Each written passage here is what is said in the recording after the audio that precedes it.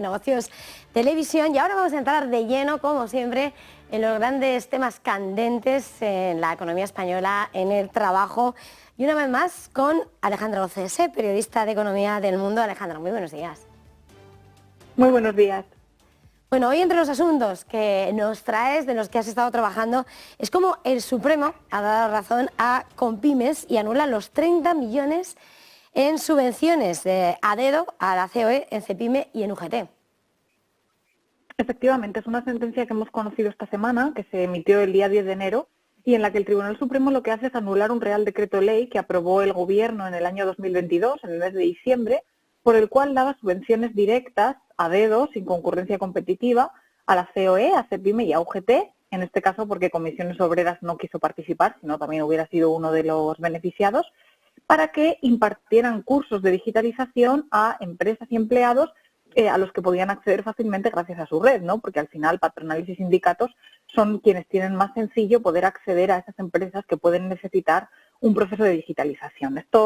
Este dinero en total ascendía a 30,6 millones de euros y que se da siempre y cuando se justifique que se han dado esos cursos. Si no dan tiempo a que se hagan los cursos suficientes, pues se recibe menos dinero en última instancia. Pues ese dinero viene con cargo a los fondos europeos, al plan de recuperación, porque una parte importante de este plan de recuperación era digitalizar la economía española. Con lo cual, toda la auditoría es la Comisión Europea quien la hace. Cuando se hizo esta concesión, esta era la segunda que se realizaba, porque en el año 2020 el Gobierno ya había aprobado un Real Decreto por el que otorgaba también de manera directa subvenciones a los agentes sociales. En ambos casos, la patronal Compymes, que como hemos contado en alguna ocasión es una patronal que, bueno, sus raíces se encuentran en la catalana PIMEC y que está luchando, digamos, desde el año 2021 en que se conformó para entrar en el diálogo social, y el Gobierno incluso ha hecho ciertos guiños para que parece que en un futuro se pueda volver a medir la representatividad y pueda llegar a entrar. Es una patronal que, bueno, que es curiosa porque defiende ciertos postulados que se asemejan más a los sindicatos que a las patronales y, bueno, pues Esquerra Republicana es uno de los partidos que más ha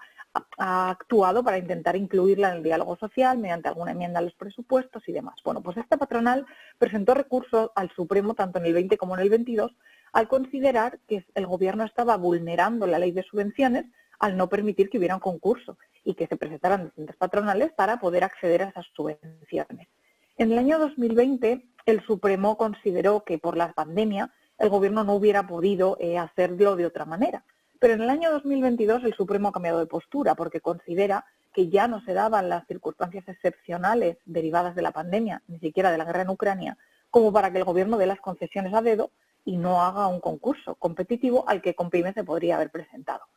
Entonces el Supremo anula el decreto y, claro, en el momento en el que se anula el decreto empieza la incertidumbre porque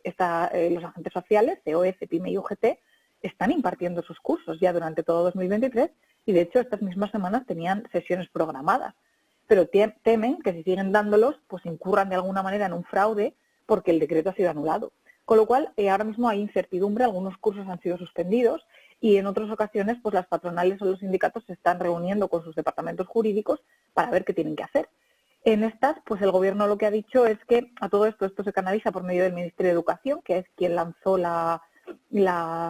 subvenciones que a su vez son impartidas por Telefónica. Pues el Ministerio de Educación ha dicho que los va a convocar de extrema urgencia este lunes para informarles de lo que tienen que hacer. Y la postura del Ministerio es la siguiente: considera que aunque el Supremo ha anulado el decreto, lo que ha anulado es la forma en la que se dieron esas concesiones, pero no ha anulado las subvenciones en sí mismas, con lo cual el mensaje que van a trasladar a patronales y sindicatos es que los cursos se pueden seguir realizando con normalidad, que el dinero no se tiene que devolver y que aquí no ha pasado nada, simplemente que la sentencia del Supremo se tendrá en cuenta para futuras ocasiones, pero que no va a traer ahora consecuencias en la práctica. Entre los asuntos también que más atención despiertan es como ese para la vuelta, para el retorno de las empresas a Cataluña, es Foment, arranca el lobby en Madrid en febrero. Sí, esto también es interesante porque, bueno, ya históricamente se conoce pues la disputa que ha existido tradicionalmente y sobre todo en los últimos años entre Foment, que es la patronal catalana, y la COE. A pesar de que Foment forma parte de COE, pues siempre ha habido ahí una disputa entre Josep Sánchez Llibre y Antonio Garamendi. De hecho, en las últimas elecciones internas para presidir la patronal, la vicepresidenta de Foment fue la única que disputó el liderazgo a Garamendi. Finalmente perdió y ganó Garamendi, pero bueno, ellos fueron los únicos que se opusieron a la reelección de Garamendi, ¿no? Entonces ahora Foment lo que va a hacer es abrir su propia sede en Madrid, porque hasta ahora, pues bueno, COE representa a todas las organizaciones que forman parte de la organización y tienen su sede en la calle Diego de León y desde ahí operan. Bueno, pues Foment va a abrir una sede alternativa. Han alquilado unos despachos en el Palacio de Miraflores, que está al lado del Congreso de los Diputados, y desde ahí van a hacer lobby permanente con una persona que estará fija en Madrid y un equipo que irá trasladándose desde Barcelona, con el objetivo último de conseguir que las empresas catalanas que se fueron de Cataluña a raíz del procés vuelvan a Cataluña.